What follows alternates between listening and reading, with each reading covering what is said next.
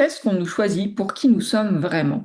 Quand on est une femme, on a l'habitude d'être conditionné à endosser plusieurs rôles, que ce soit la professionnelle qui est fiable, l'associée stratégique, la bonne copine, la confidente, la conseillère, l'amante, le pilier de famille, la sœur d'âme, l'épaule solide, la gentille sœur. Bref, on a plein de rôles. Mais quand est-ce qu'on nous choisit pour qui on est réellement, entièrement? Dans beaucoup de nos rencontres, on a été la bonne personne, au bon moment, pour tout le monde, sauf pour nous. Quand est-ce qu'on était choisi pour nous-mêmes et pas pour ce que l'on offrait aux autres? À un moment, la question se pose, est-ce qu'on nous choisit pour nous réellement et pas seulement pour ce que je fournis?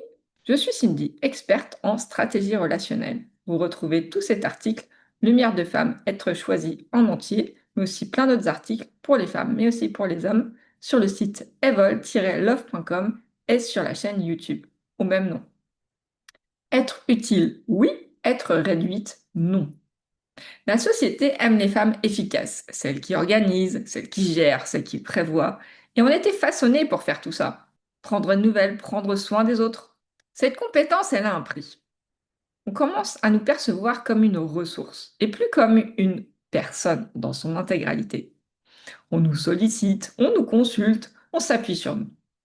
Dans le business, ça donne des femmes qui souvent sauvent des projets, tempèrent les choses, managent les réunions. Dans le privé, c'est celles qui stabilisent tout le monde et qui soutiennent la famille, les proches. En réalité, il y a une fatigue qui s'installe au fur et à mesure que les années passent. On est brillante, mais on devient fonctionnel. On est apprécié, mais rarement choisi pour qui on est. Être choisi pour qui on est réellement, dans sa lumière intérieure, dans sa personnalité profonde, c'est autre chose que d'être apprécié pour sa solidité, pour sa fiabilité. Être reconnu comme centre et pas comme infrastructure. Donc, la lumière que l'on porte en nous, c'est plus que le service que l'on fournit. Mais malheureusement, c'est beaucoup moins visible et perceptible par la majorité des gens. Une femme brillante rayonne différemment dès que l'attente de performance décroît. En faire moins, tout simplement. Quand une femme, elle n'est plus occupée à prouver, à justifier, à réparer, à soutenir, elle va laisser passer autre chose. Un humour parfois plus tranchant, un côté un peu plus vulnérable, une intelligence intuitive, une sensualité en fait qui se met peu à peu en scène. Cette lumière, elle n'a rien à voir avec un rôle. C'est vous qui émane et qui faites résonner votre identité à travers finalement un espace que vous vous êtes autorisé à vivre.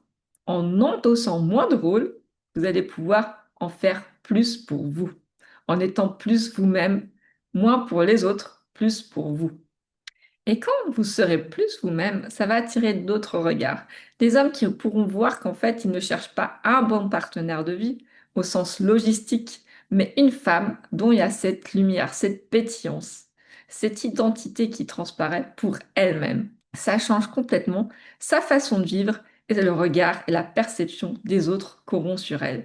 Ils ne l'utiliseront plus comme un outil, ils la verront et ils la désireront pour ce qu'elle incarne. Et ça change tout. On a toutes croisé des hommes qui choisissent un rôle et pas une femme. Nous avons toutes croisé des types d'hommes différents. Ceux qui choisissent une mère pour leurs futurs enfants ou même pour eux-mêmes. Celles qui ont besoin d'une assistance de vie, une administratrice. Ceux qui cherchent un trophée pour les valoriser. Ou ceux qui cherchent simplement une présence douce pour amortir leur solitude. Ces profils d'hommes, ils n'ont rien de mauvais, mais ils cherchent plus un rôle à combler. Une femme brillante qui accepte ce contrat signe un pacte implicite. Elle va accepter que sa lumière, son identité, sa valeur soit diminuée pour rentrer finalement dans ce cadre-là, avec cette fonction-là.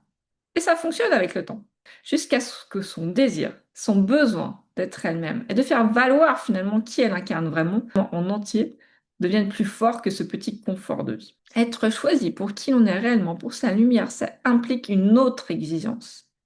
Accepter de ne plus rentrer dans ces rôles-là. Se couper finalement de tout ce qu'on nous a appris à donner, à fournir, à incarner pour les autres. Et il arrive alors un moment où cette lumière devient un critère de choix réciproque. Qu'est-ce que ça veut dire? Il y a une bascule qui va se créer. Si on renverse la question, c'est pas de savoir finalement est-ce que cet homme me choisit pour qui je suis vraiment. Il s'agit aussi de regarder quelle part de lui s'illumine quand je suis là. Est-ce que son regard gagne en profondeur?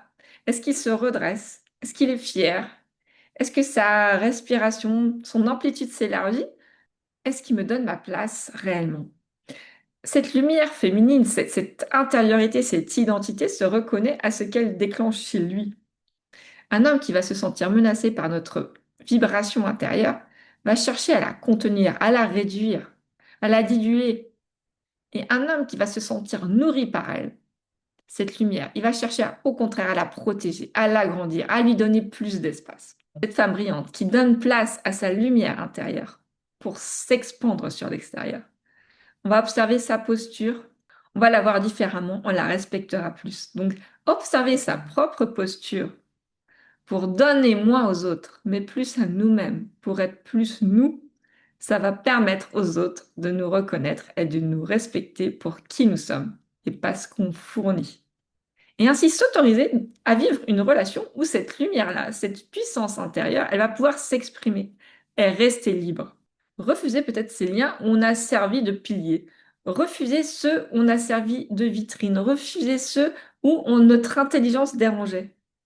Par loyauté envers nous-mêmes, envers la femme qu'on est devenue, avec toutes les années d'efforts que ça a demandé, de solitude et d'ajustement, de reconstruction, d'aller vers cette part de nous qui sait exactement quel type de lien elle souhaite nourrir. À partir de là, la sélection va se faire presque automatiquement. Vous allez attirer moins de candidats qui auront besoin d'une mère, qui auront besoin d'un soutien, qui auront besoin d'autre chose. Mais au contraire, vous allez attirer des personnes qui vont sentir votre présence, votre qualité de personnalité. Et ceux-là, ceux qui n'auront pas peur de vous, ceux qui vous reconnaîtront comme une partenaire potentielle, avec un vrai charme, une vraie puissance intérieure, ceux-là viendront vers vous. Donc, vous n'aurez pas à être moins, pas assez, ou à réduire cette lumière, juste à la laisser transparaître, diffuser. Vous autorisez à être qui vous êtes. C'est ça, être irrésistible aujourd'hui. Et si vous souhaitez en savoir plus, je crée un sommet qui s'appelle Irrésistible, incarner la femme que l'on n'oublie pas. Vous avez toutes les infos en barre de description.